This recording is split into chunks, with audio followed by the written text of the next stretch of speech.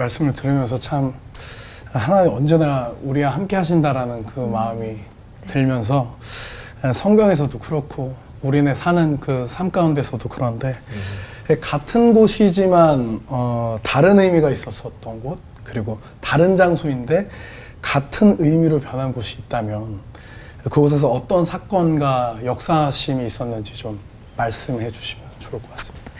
사실 하나님 때문이죠. 하나님 때문에 같은 곳이지만 다른 의미가 발생합니다. 저는 제 서재를 얘기하고 싶은데 제 서재 제가 이렇게 저는 굉장히 좋아하는 게 이렇게 서재에 앉아서 쌓여 있는 주변의 책들을 보면서 이제 글을 쓰는 걸 굉장히 좋아합니다. 그래서 저는 하루에도 한 4페이지에서 5페이지 정도를 꾸준히 쓰기 때문에 책도 뭐 많이 썼죠. 뭐 다양하게. 근데 그 서재에 앉아 있는데 과거의 어느 시점부터인가 매 시간이 지나면서부터 바뀌는 거예요. 그 안이.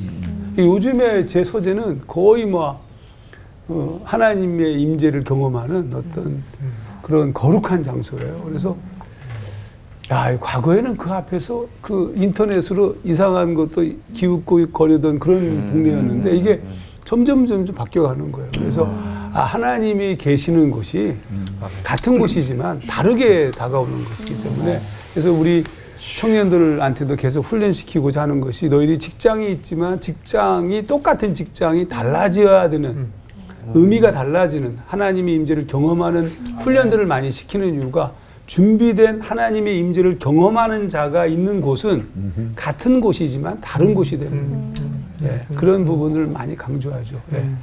몇 년 전에 저희 모교 채플 인도하러 갔어요. 모교 채플 인도하러 섰는데 정확히 30년 전에 제가 입학을 했더라고요. 그 자리에 맨 뒤에 앉아 있었던 제가 보이는 거예요. 방황하고 막 두렵고 피해의식으로 남들처럼 이렇게 잘 될 수 있을까 막 성공 못하면 어떡할까 막 또 기복주의에 빠져서 막 또 비교의식에 빠져서 구석구석 좋은 기억도 너무 많은데 하여튼 그리고 학교를 갔는데 계단도 똑같고 걸려있는 액자도 똑같고 선지동산도 똑같고 그런 기도가 나오더라고요. 하나님 다 똑같네요. 근데 하나님도 같으시죠. 저를 향한 계획 변함이 없으시죠. 그리고 채플하려고 이제 설교하려고 입을 열었는데 30년 전에 제가 우울하고 두렵고 부족하고 부끄러웠다. 근데 사실은 지금도 그렇다. 그런데 그때는 문제를 나한테서 찾으려고 했는데 이제는 주님이 어떻게 인도하실지 기대가 된다.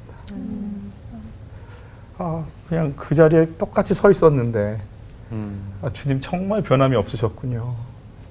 제가 등남 아래서 힘들 때 그냥 초라해진 모습으로 밥 먹으러 갈 때 하나님 나 계속 보고 계셨고요. 나 한 사람 세우시려고.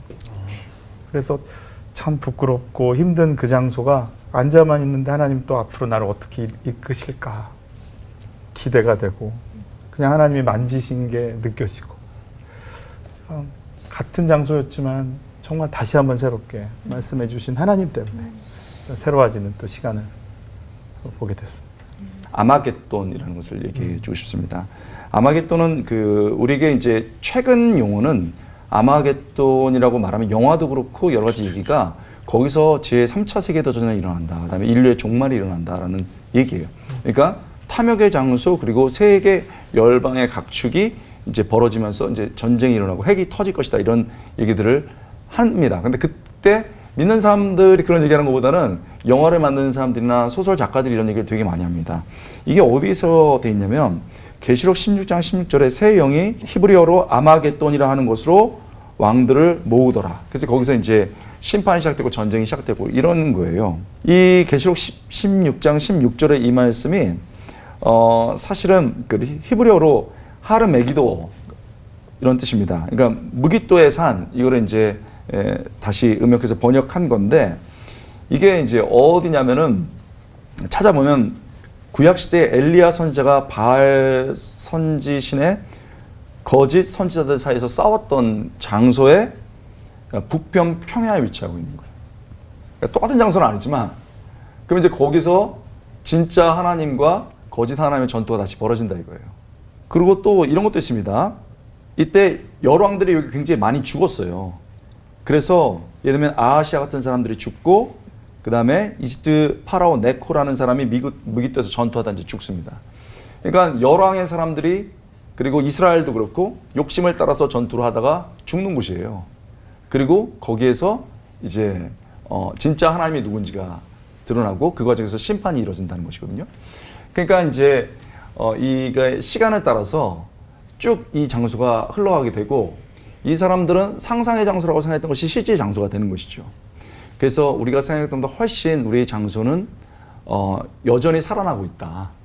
그리고 거기에서 개인적인 운명뿐만 아니고 역사적 운명까지 결정된다. 이런 말씀 드리고 싶습니다. 자꾸 반복되지만 하나님이 있는 곳은 좋은 장소고요. 그것이 정말 사막이라도 좋은 장소고 하나님이 없는 곳은 아마겟돈이 됩니다.